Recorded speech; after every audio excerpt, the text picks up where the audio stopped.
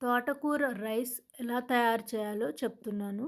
ఒక కట్ట తోటకూరను తీసుకొని బాగా కడిగి పక్కన పెట్టుకోవాలి. అలానే అల్లం, వెల్లుల్లిపాయ ముక్కల్ని కూడా పక్కన పెట్టుకోవాలి. ముందుగా కొద్దిగా అన్నంని ఉడికించుకొని పక్కన పెట్టుకోవాలి. ఒక కప్ రైస్‌ని. తర్వాత ఒక ప్యాన్ తీసుకొని దానిలోకి బటర్ వేసుకొని అల్లం ముక్కలు, వెల్లుల్లిపాయ ముక్కలను, కొన్ని పచ్చిమిరపకాయ ముక్కలను వేసుకొని వేయించుకోవాలి. నేనిక్కడ 3 పచ్చిమిరపకాయలను తీసుకున్నాను. కొద్దిగా కరివేపాకును కూడా వేసుకోవాలి. తర్వాత ఇందాక మనం కడిగి పెట్టుకున్న తోటకూరని దీనిలోకి వేసుకొని వేయించుకోవాలి. ఒక హాఫ్ టీ స్పూన్ సాల్ట్‌ని యాడ్ చేసుకోవాలి. సాల్ట్ వేయడం వల్ల తోటకూరలో ఉన్న నీరంతా బయటికొస్తుంది. అప్పుడు తోటకూరలోని పచ్చివాసన పోయి బాగా వేగుతుంది.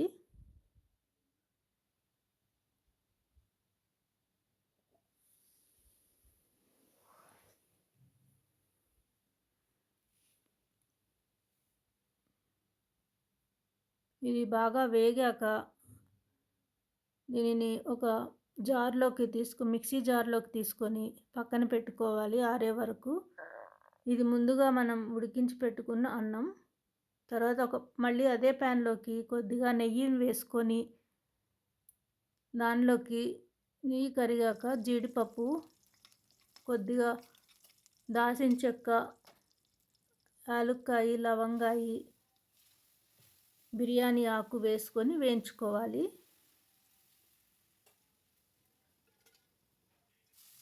ఇవి వేగాక సన్నగా తరిగి పెట్టుకున్న ఉల్లిపాయను కూడా వేసుకోవాలి.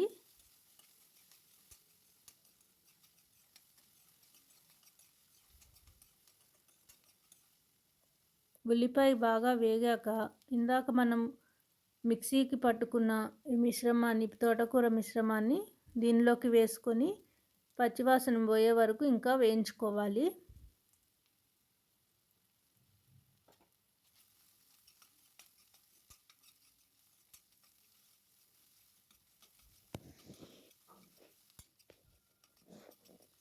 ఇందులోకి మళ్ళీ ఒక టీ స్పూన్ సాల్ట్‌ని యాడ్ చేసుకోవాలి.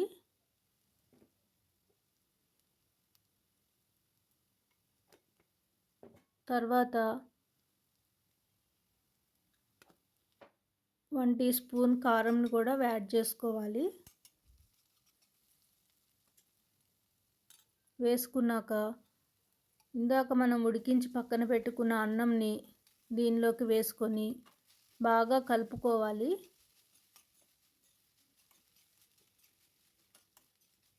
మొత్తం కలిసే వరకు కలుపుకోవాలి. పొడి పొడిగా రావాలన్నమాట అన్నం.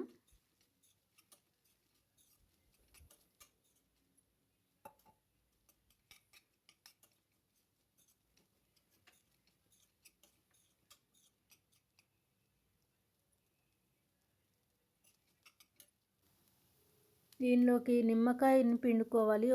హాఫ్ చెక్క నిమ్మకాయ పిండుకుంటే సరిపోతుంది ఒక కప్పు రైస్‌కి.